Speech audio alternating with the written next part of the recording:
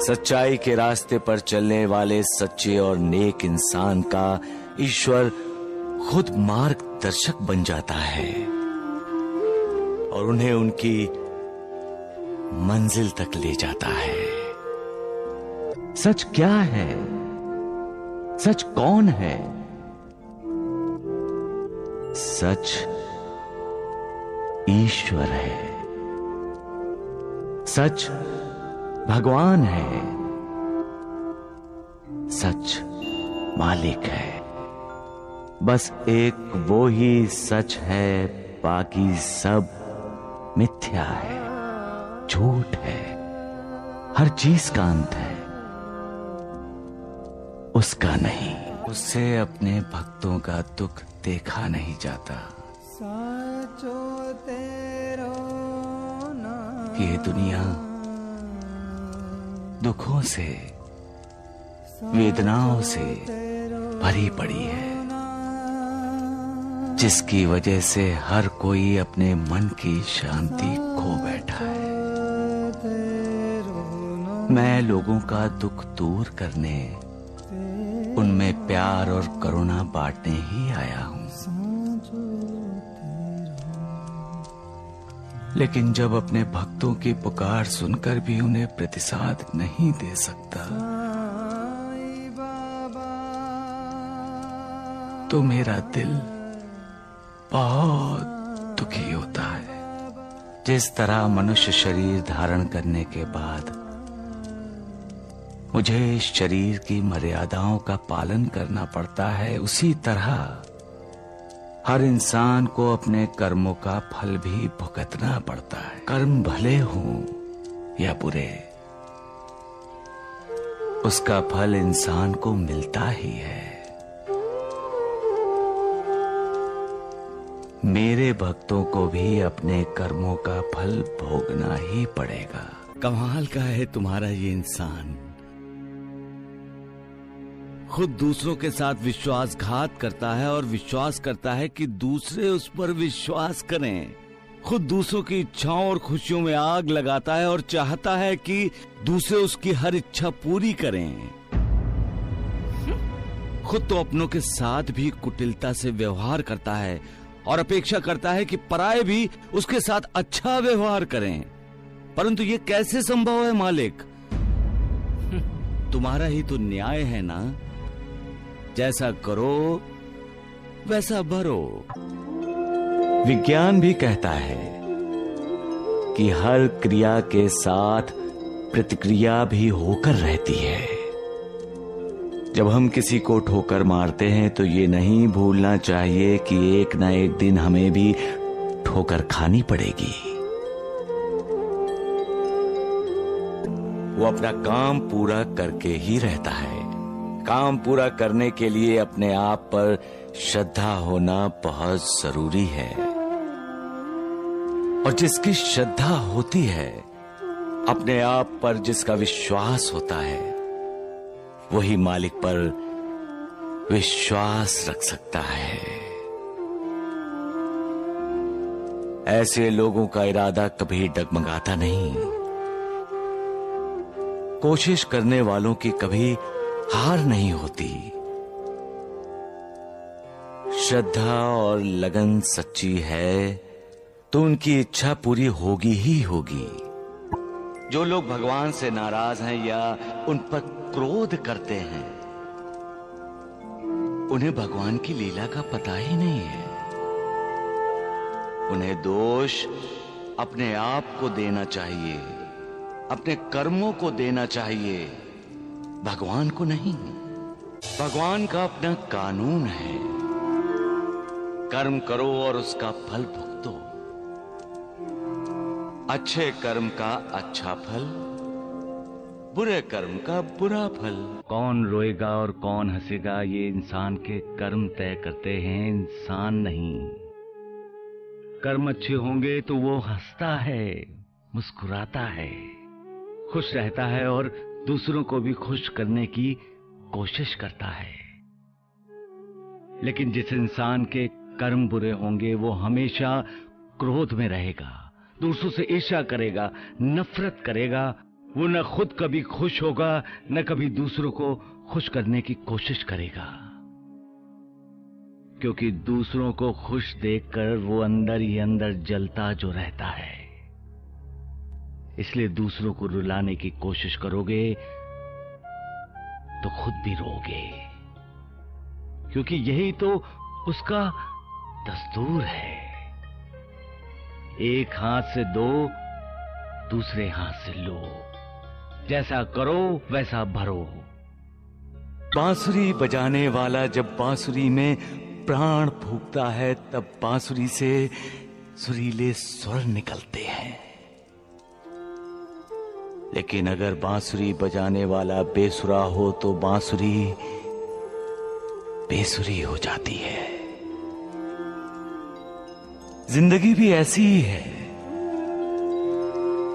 पति पत्नी का सुर जब लग जाता है तो जिंदगी सुरीली होती है, और दोनों में सुर बेसुरा हो जाए तो जिंदगी बेसुरी हो जाती है। बांसुरी बेसुरी ना हो ये अपने हाथ में है, उसी तरह जिंदगी बेसुरी ना हो ये भी अपने हाथ में है। सबका मालिक हे। पति पत्नी तो जन्म जन्म के साथी होते हैं। दोनों एक दूसरे को जन्म जन्म का साथ देने का वचन देते हैं। पति के इस वचन पर भरोसे पर ही तो पत्नी अपनी ससुराल में प्रवेश करती है, और जब जान जाती है कि शादी के समय ली गई शपथों को पति तोड़ रहा है, वचनों को नहीं निभा रहा है, पत्नी का साथ नहीं दे रहा है, तब पत्नी पर मानो पहाड़ टूट पड़ता है। उसे लगता है कि सारी दुनिया उसके खिलाफ हो गई है। लेकिन यही पति जब अपनी हर शर्त पूरी करता है, अपना हर वचन निभाता है, पत्नी के हर दुख सुख में उसका साथ देता है, तब सारी दुनिया खिलाफ होने के बाद भी पत्नी का हौसला टूटता नहीं, उसका विश्वास डगमगाता नहीं। शादी के बाद अपना घर, अपना मायका छोड़कर पराये घर को अपना घर बनाने के लिए आई नई दुल्हन का ससुराल वालों को आदर करना चाहिए, उसे अपने परिवार का सदस्य बनाना चाहिए, उसके साथ बेटी जैसा व्यवहार करना चाहिए। उसे कभी ये एहसास ना हो कि वो पराई है।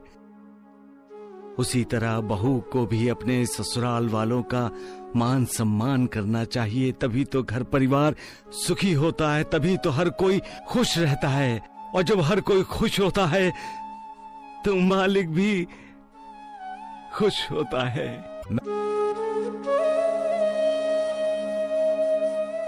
झूठ तब तक राज करता है जब तक कि सत्य का प्रकाश नहीं फैलता। जैसे सूर्य के उदय होते ही दुनिया भर में छाया हुआ अंधेरा भाग जाता है, वैसे ही सत्य का उदय होते ही असत्य को, झूठ को भागना पड़ता है। झूठ अज्ञान का ही तो प्रतीक है, अंधेरा झूठ का ही तो प्रतिनिधि है, क्योंकि अंधेरे में हमें कुछ नजर नहीं आता। अंधेरा और अज्ञान झूठ नाम के रथ के दो पहिए हैं। इस रथ में जो सवार होता है वो ज्यादा दौड़ नहीं सकता। उसे शुरू शुरू में थोड़ी बहुत सफलता मिलती है, उससे उसे लगता है कि झूठ के सहारे वो दुनिया पर राज कर सकता है।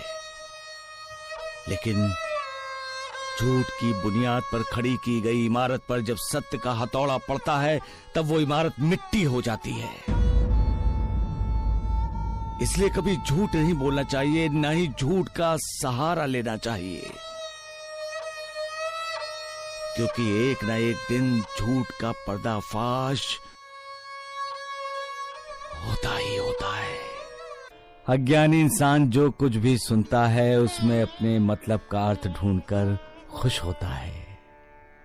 वो जो भी कुछ देखता है उसी को सच मानता है, लेकिन वो सच नहीं होता। इंसान की गलत फहमी होती है, जिसका कारण है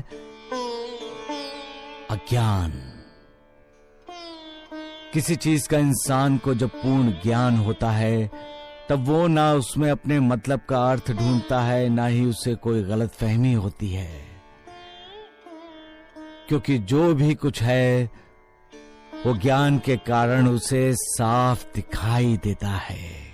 लेकिन जो अज्ञानी होते हैं वो अज्ञान के अंधेरे में भटकते हुए अज्ञान के अंधेरे को ज्ञान का उजाला मानते हैं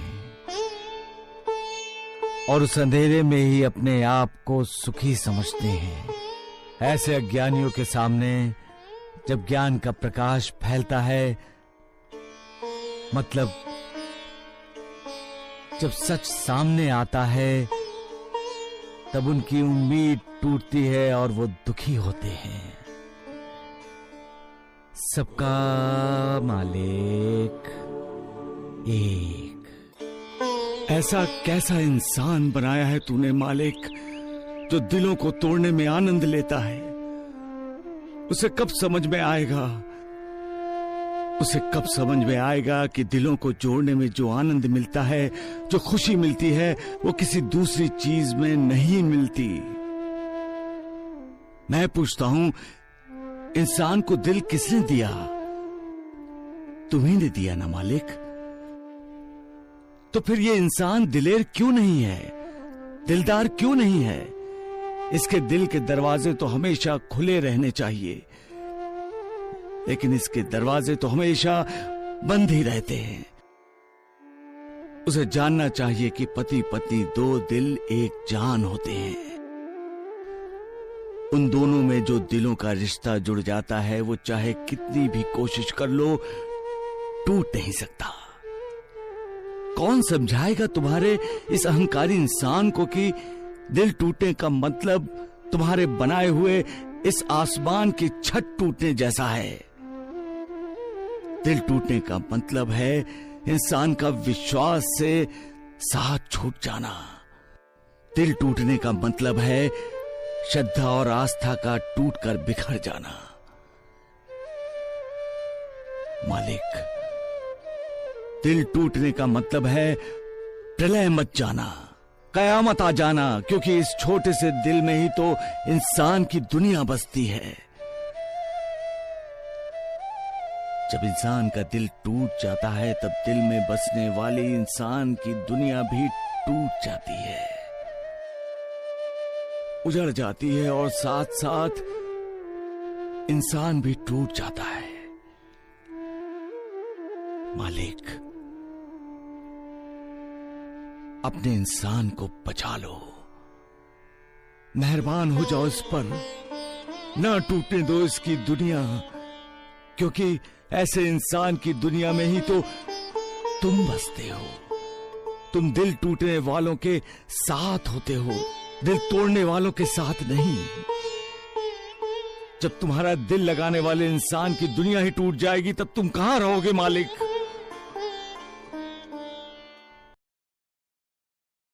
हम जैसा करते हैं वैसा ही भरते हैं। इसीलिए तो कहते हैं, जैसी करनी वैसी भरनी।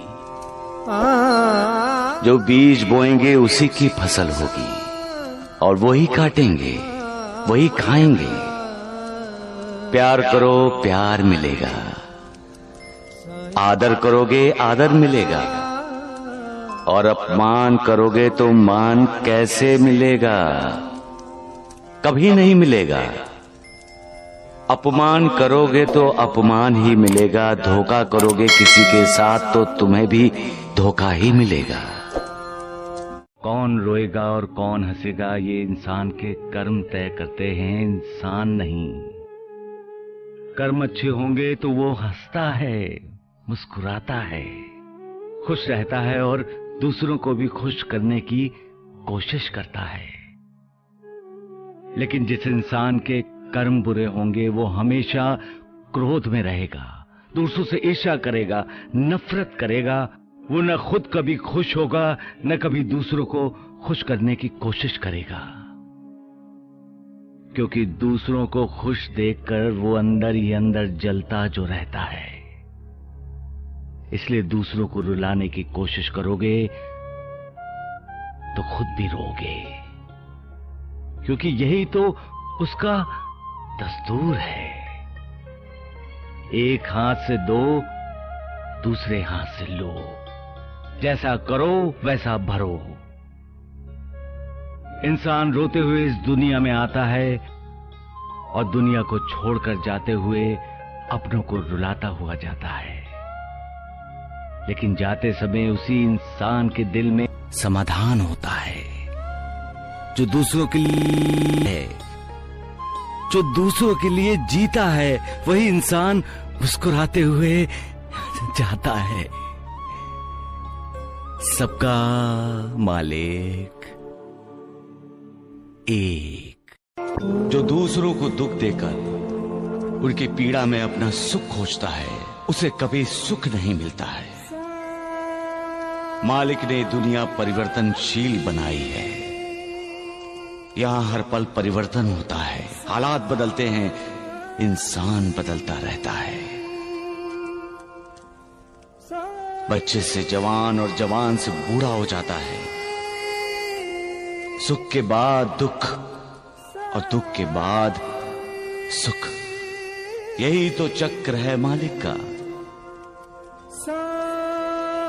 सुख के दिनों में मालिक को भूल जाते हो और दुख के दिनों में मालिक की याद आती है।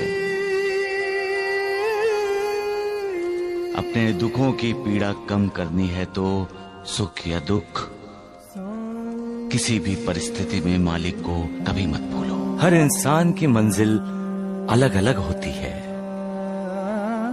लेकिन सबकी मंजिल आखिर में एक ही होती है, और वो है मालिक को पाना।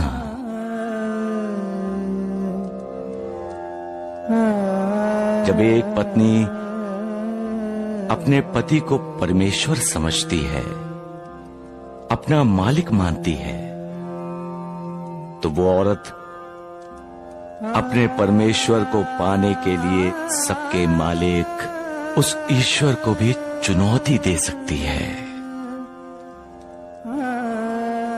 सबका मालिक एक। जो अपने गम भूलकर दूसरों को खुशी देता है, वो मुझे हमेशा प्रिय है। जिंदगी किसे कहते हैं? जिंदगी उसे कहते हैं जो दूसरों के लिए जी जाए। अपने लिए तो सभी जीते हैं, जीना उसका है जो दूसरों के लिए कुछ करता है। मौत पृथ्वी लोक का अंतिम सत्य है। ये जानते हुए भी जब अपने अपनों को बचाने के लिए अपना सारा पुण्य दांव पर लगाकर मौत को चुनौती देते हैं, तो मालिक का आशीर्वाद उनके साथ रहता है। वैसे तो जिंदगी क्या है? एक कमजोर सी हिचकी के सिवाय कुछ नहीं। लेकिन जिंदगी इंसान पर मालिक का एहसान है। दुनिया के इस बागीचे में फूल बनकर आओ और खुशबू बनकर फैल जाओ। सबका मालिक एक। रात मौत का अवतार है। मौत को काल रात्रि भी कहा जाता है। इंसान सोता है और सोने के बाद उसे क्या होता है ये वो भी नहीं जानता। वो तो ये भी नहीं जानता कि वो जिंदा है या मर गया है। यही मालिक का चमत्कार है। जो इंसान को हर दिन हर रात ये बताता है कि नींद से जागने के बाद इंसान को मालिक का शुक्रिया अदा करना चाहिए। इसलिए जो ज्ञानी होते हैं वो जागने के बाद उस मालिक को प्रणाम करते हैं।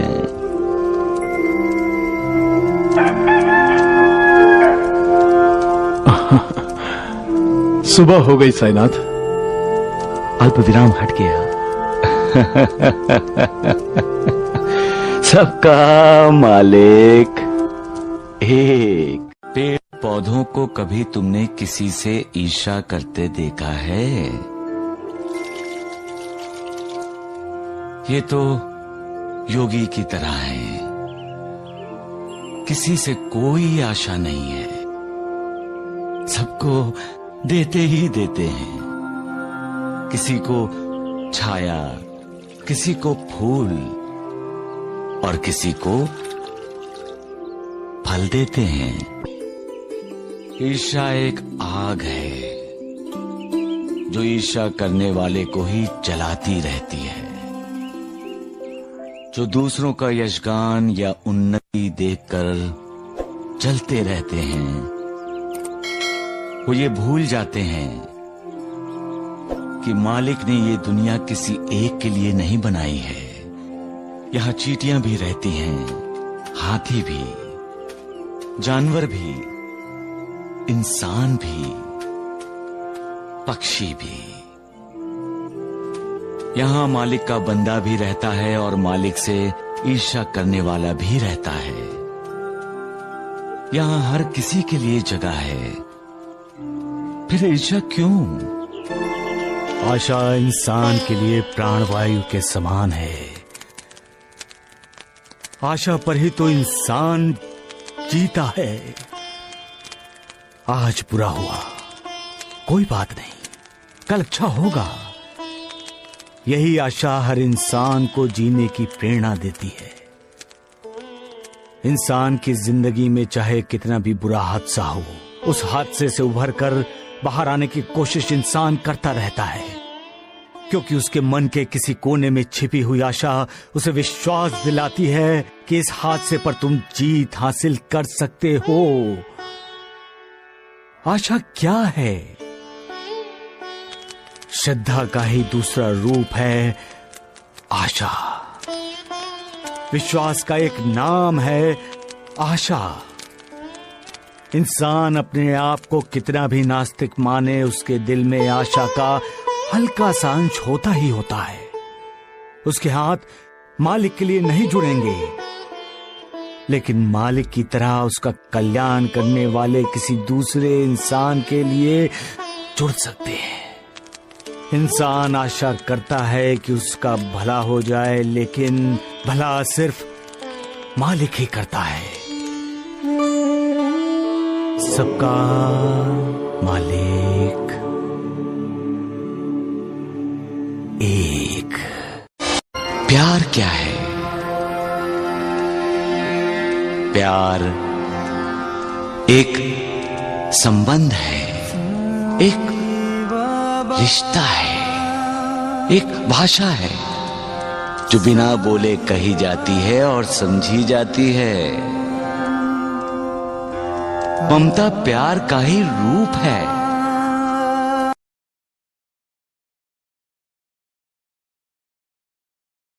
इंसान हालात के सामने मजबूर हो जाता है, कभी अपनों के सामने तो कभी परायों के सामने।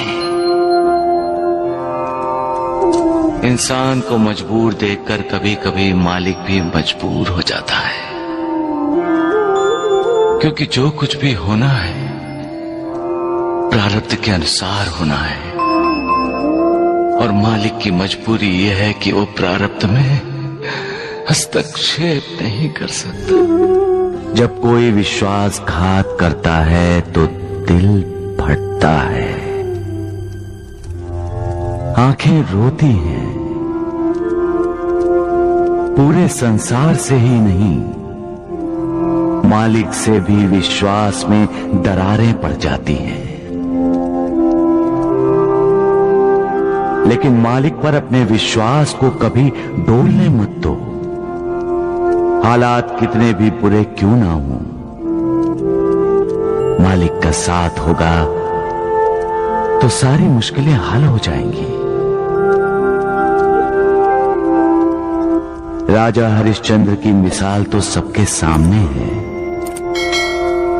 राजपाट, धन दौलत, राजमहल सब छिन गया। यहां तक कि उसकी बीवी और बच्चा भी उससे अलग हो गए।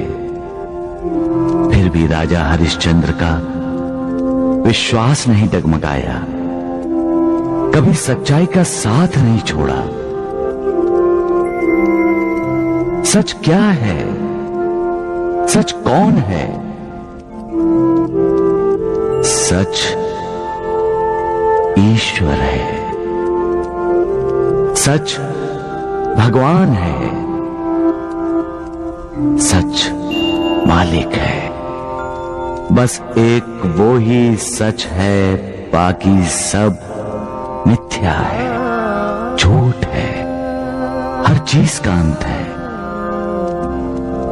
उसका नहीं। वो अनंत है, सब जानते हैं। फिर भी जमीन, जायदाद, जेवर, धन दौलत इकट्ठी करते रहते हैं, प्यार करते हैं उसे। हालांकि सब जानते हैं पैसा इंसान को लालची बनाता है, स्वार्थी बनाता है। फिर भी पैसा पाने के लिए इंसान विश्वासघात जैसा पाप करता है। प्यार करना है तो मालिक से करो। वो प्यार करो जिससे श्रद्धा जागे, वो प्यार करो जिससे विश्वास पैदा हो, वो प्यार करो जो पुण्य दे। वो ही पुण्य तुम्हारा उद्धार करेगा।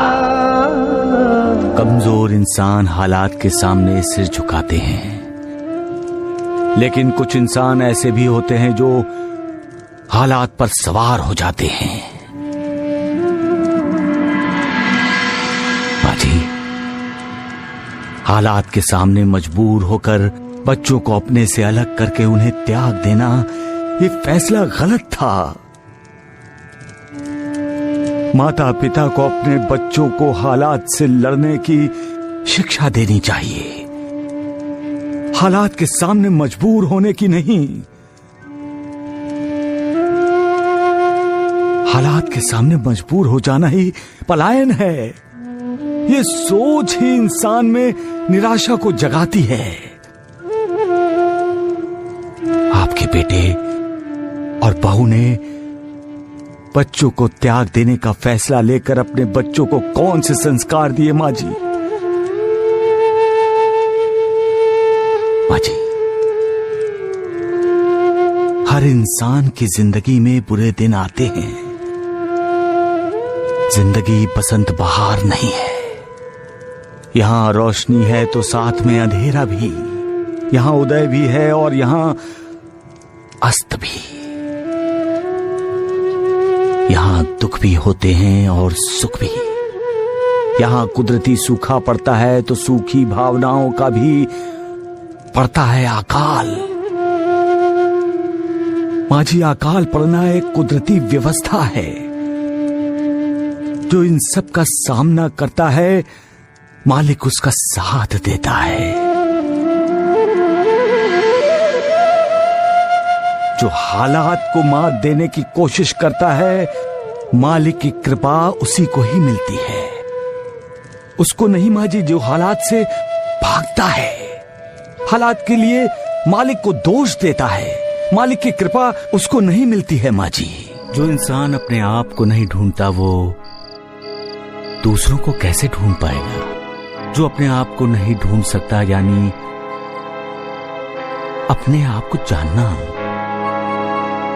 अपने अंदर की आत्मा का दर्शन करना, अपने अंदर ज्ञान का जो प्रकाश है उससे अपना जीवन प्रकाशित करना। जब अपना जीवन प्रकाशित हो जाए तब दूसरों की खोज आसानी से की जा सकती है। कोई मिसाल दे सकते हो तुम? एक तपस्वी साधु का शिष्य था। कई वर्ष कोशिश करने के बाद भी वो ध्यान नहीं लगा सका। आखिर वो अपने गुरुदेव यानी उस तपस्वी साधु के पास गया।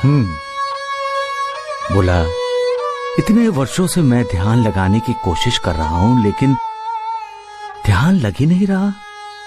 तो फिर तपस्वी साधु ने क्या कहा? साधु ने कहा, तुम इस देश के राजा के पास जाओ, ध्यान कैसे लगाया जाता है वो तुम्हें शिक्षा देंगे। एक राजा? हाँ गुरुदेव। वो राजा के पास गया और जाकर उसने देखा कि राजा तो मदिरा और मदिराक्ष में डूबा हुआ है। हाँ गुरुदेव, ऐसा ही हुआ। नर्तकी का नृत्य देखने वाले राजा को देखकर शिष्य लौटने लगा। तो राजा ने उसे रोका और जब उसे ये पता चला कि शिष्य को साधु ने भेजा है तो उसने शिष्य को कहा कि अब आए हो तो हमें आतिथ्य सत्कार का अवसर दो, यही? बिल्कुल ऐसा ही हुआ गुरुदेव। आराम शिष्य ने कभी देखा नहीं था।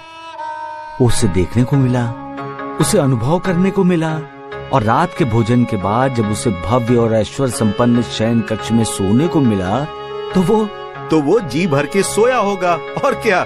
नहीं गुरुदेव, शिष्य एक पल के लिए भी नहीं सो सका। क्यों नहीं सो सका? क्योंकि जिस पलंग पर वो लेटा था उसके ऊपर एक बहुत नाजुक धागे से एक तलवार लटक रही थी।